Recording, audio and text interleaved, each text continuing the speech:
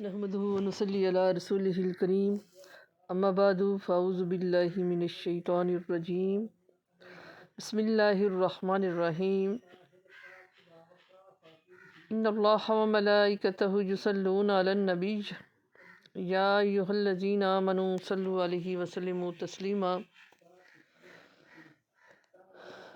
ان اللہ وملائکته یصلون علی النبی، بے شک اللہ اور اس کے فرشتے رحمت بیچتے ہیں آقا علیہ السلام کی بارگاہ میں۔ اے ایمان والو، آپ بھی آپ پر رحمت بھیجو اور خوب سلام بھیجو۔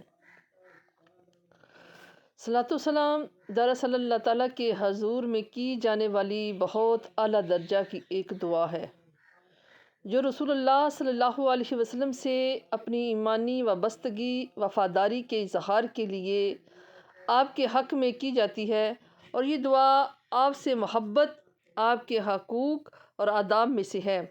اس کا حکم خود اللہ تعالیٰ کی طرف سے قرآن پاک میں بڑے پیارے اور مؤثر انداز میں دیا گیا ہے۔ اللہ تعالیٰ نے خود فرمایا ہے کہ ان اللہ وملائکتہ یصلون علی النبی، بے شک میں خود درود بھیجتا ہوں، اب اے ایمان والو تم بھی میرے محبوب پہ درود بھیجو۔ حضور اکرم صلی اللہ علیہ وسلم اپنے حجرہ اقدس سے تشریف لائے تو آپ کے چہرہ پر انوار پر مسرت تھی۔ آپ نے صحابہ کرام سے فرمایا، مجھے مبارک دو، آج مجھ پر ایک آیت ایسی اتری ہے، اس میں جو بیان ہے وہ مجھے دنیا اور معافیہ، یعنی کہ دنیا اور اس میں جو کچھ ہے اس سے بہتر ہے، مجھے مبارک دو۔ صحابہ نے عرض کی کہ یا رسول اللہ صلی اللہ علیہ وسلم، وہ آیت کون سی ہے؟ نبی پاک صلی اللہ علیہ وسلم نے فرمایا کہ ان اللہ وملائکتہ یصلون علی النبی یا ایھا الذین آمنوا صلوا علیہ وسلموا تسلیما۔ انہیں پڑھ کر سنائی تو صحابہ کرام نے نبی کریم صلی اللہ علیہ وسلم سے عرض کی، اے اللہ کے رسول، آپ کو مبارک ہو۔ اس پر غور کیا جائے تو دیکھنے میں ہمیں یہ معلوم ہوتا ہے کہ اگر قرآن کریم کو اول تا آخر تک پڑھے تو اللہ تعالیٰ نے انبیاء کی شان کو بھی بیان کیا، لیکن یہ ہمارے نبی پاک صلی اللہ علیہ وسلم کی خصوصیت ہے کہ اللہ تعالیٰ نے یہ بات آپ کے لیے فرمائی، کسی اور کے لیے نہیں فرمائی۔ کسی نبی کے لیے ایسا نہیں فرمایا کہ اللہ نے کہ میں خود درود بھیجتا ہوں، اب تم بھی اے ایمان والو درود بھیجو۔ نہ کسی امت کو یہ حکم دیا درود بھیجنے کا۔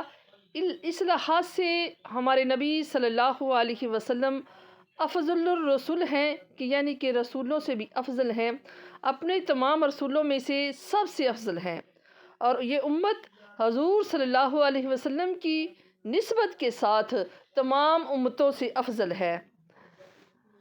میری بہنوں، اللہ تعالیٰ کسی کا محتاج نہیں، اس کو کسی کی طرح کسی کی حاجت نہیں، اس کو مخلوق کی ضرورت بھی نہیں۔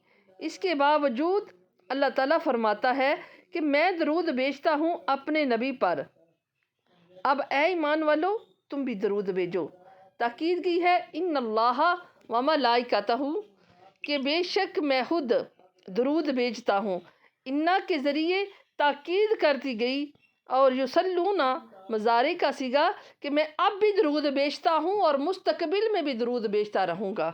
میری بہنوں، قیامت کے دن اللہ اللہ کرنے والا کوئی نہ ہوگا، لیکن اس وقت بھی میرے آقا علیہ السلام کا ذکر کرنے والا خود رب رحمان ہوگا۔ یہ کائنات نہیں تھی، اللہ تھا۔ یہ کائنات نہیں ہوگی، اللہ ہوگا۔ جب کچھ نہیں تھا، اللہ کا فعل اللہ کے ساتھ ہے۔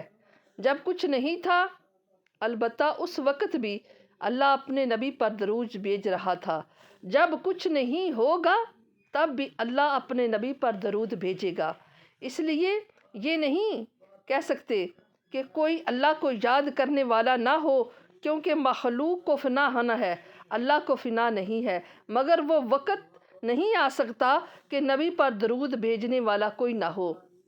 جب کائنات نہیں تھی پھر بھی خدا تھا، تو اس کا مطلب ہے جب کائنات نہیں تھی پھر بھی محمد مصطفیٰ صلی اللہ علیہ وسلم پر، میرے آقا علیہ الصلاۃ والسلام پر درود بھیجنے والا خود رب تھا۔ جب کائنات ختم ہو جائے گی، دنیا ختم ہو جائے گی، قیامت برپا ہوگی، پھر بھی نبی کا ذکر کرنے والا خود رب ہوگا۔ بات یہ ہے، یہ بات وہیں کی جا سکتی ہے جس کی تعریف ہو، جو جانتا ہو کہ نبی پاک صلی اللہ علیہ وسلم کی تعریف کو، ان کی شان کو، ان کی حقیقت کو اللہ کے سوا کوئی نہیں جانتا۔ جب ہم جان ہی نہیں پاتے، ہم نبی پاک صلی اللہ علیہ وسلم کی کیا تعریف کر سکتے ہیں؟ اللہ تو جانتا ہے، تو رحمت بھیج کے ان کو کہا کہ میں خود درود بھیجتا ہوں، تم بھی درود بھیجو۔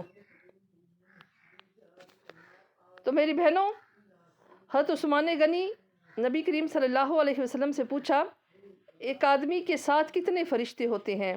نبی کریم صلی اللہ علیہ وسلم نے فرمایا کہ 10 فرشتے ہوتے ہیں، 2 دائیں، 2 بائیں، 2 آگے، 2 پیچھے، 2 لبوں کے قریب، 2 پیشانی کے قریب، اور جو لبوں کے قریب ہوتے ہیں وہ آقا علیہ الصلاۃ والسلام کا درود سن کر میری بارگاہ میں پہنچاتے ہیں۔ بے شک کیا ہے کہ اللہ خود درود بھیجتا ہے۔ اب اے ایمان والو، تم بھی درود بھیجو۔ حق تعالیٰ نے قرآن پاک میں بہت سے احکام ارشاد فرمائے، بہت سے انبیاء کرام کی توصیفیں، تعریفیں بھی فرمائیں، ان کے اعزاز و کرام بھی فرمائے۔ حضرت آدم علیہ السلام کو پیدا فرمایا، فرشتوں کو حکم فرمایا کہ ان کو سجدہ کیا جائے، لیکن کسی اعزاز و اکرام میں یہ نہیں فرمایا کہ میں بھی یہ کام کرتا ہوں، تم بھی کرو۔ یہ اعزاز و اکرام صرف سید کونین فخر و موجودات صلی اللہ علیہ وسلم کے لیے ہے۔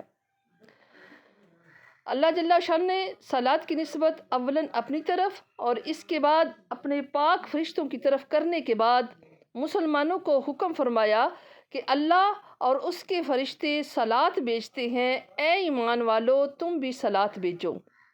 اس سے بڑھ کر اور کیا فضیلت ہوگی کہ اس عمل میں اللہ اور اس کے فرشتے کے ساتھ مومنین کی شرکت ہے۔ آیت کریمہ میں لفظ ان اللہ تاکید پر دلالت کرتا ہے، اور یصلون کا صیغہ مضارع کے ساتھ دوام پر یعنی کہ قطعی چیز ہے۔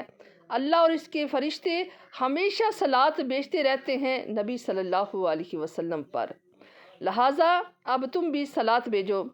ان پر تو اللہ جل شانہ خود درود بھیجتے ہیں، اس سے آپ کا خصوصی کمال ظاہر ہو گیا۔ حضرت ابن عباس رضی اللہ تعالیٰ عنہ سے روایت ہے کہ یصلون کی تفسیر نقل کی گئی ہے، یعنی برکت کی دعا کرتے ہیں۔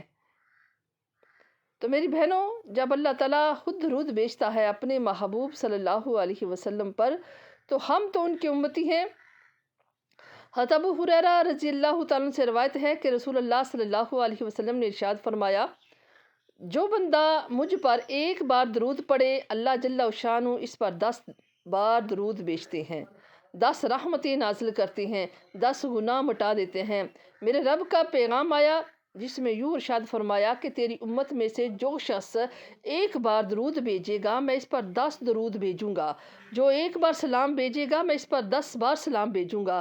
حضرت انس رضی اللہ تعالیٰ عنہ سے روایت ہے کہ رسول اللہ صلی اللہ علیہ وسلم نے ارشاد فرمایا، جو بندہ مجھ پر ایک صلات بھیجے اللہ تعالیٰ اس پر 10 صلات بھیجتا ہے، اس کی 10 خطائیں معاف کر دی جاتی ہیں اور 10 درجے بلند کر دیے جاتے ہیں۔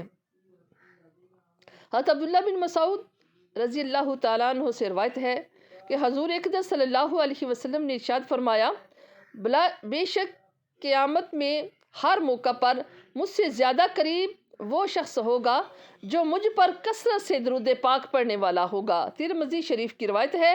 حضرت عبد الرحمن بن عوف رضی اللہ تعالیٰ عنہ سے روایت ہے کہ ایک بار رسول اللہ صلی اللہ علیہ وسلم آبادی سے نکل کر کھجوروں کے ایک باغ میں پہنچے، سجدے میں گر گئے اور بہت دیر اس طرح سجدے میں پڑے رہے، یہاں تک کہ مجھے خطرہ ہوا کہ آپ کی وفات تو نہیں ہو گئی۔ میں آپ کے پاس گیا، غور سے دیکھنے لگا، آپ نے سر مبارک سجدے سے اٹھایا، مجھ سے فرمایا کیا بات ہے؟ تمہیں کیا فکر ہے؟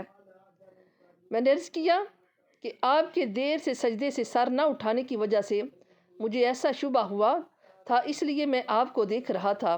اس پر آپ نے فرمایا، جبریل علیہ السلام نے آ کر کہا تھا کہ میں بشارت سناتا ہوں کہ اللہ تعالیٰ کا فرمان ہے کہ جو بندہ آپ پر صلات بھیجے اس پر صلات بھیجوں گا، جو آپ پر سلام بھیجے میں اس پر سلام بھیجوں گا۔ یعنی اس بشارت کے شکر میں سجدہ کیا تھا۔ میری بہنوں، جامع ترمذی کی ایک روایت ہے، حضرت ابی بن کعب رضی اللہ تعالیٰ عنہ نے حضور صلی اللہ علیہ وسلم سے عرض کیا، اگر میں اپنے ساری دعاؤں کے وقت کو درود شریف میں صرف کر دوں تو کیسا ہوگا؟ حضور صلی اللہ علیہ وسلم نے ارشاد فرمایا، اذا تکافا ہمک و یکفر لک ذنبک، ایسی صورت میں تیرے سارے کاموں میں کفالت کر دی جائے گی اور تیرے گناہ بھی معاف کر دیے جائیں گے۔ علماء نے اس کا سبب یہ لکھا ہے کہ جب بندہ اپنی طلب رغبت کو اللہ تعالیٰ کی طلب پسندیدہ چیز درود شریف میں کر لیتا ہے اور اپنے مطالب پر اللہ تعالیٰ کی رضا کو مقدم رکھتا ہے تو اللہ تعالیٰ اپنے اس بندے کی سب مہمات کی کفالت کرتا ہے۔ من کان للہ کان اللہ لہ، جیسا عمل ویسی جزا کے قاعدے کے موافق کثرت سے درود پاک پڑھنے والے پر اس کی آل اولاد پر بے شمار رحمتیں سلامتیاں نازل ہوتی ہیں۔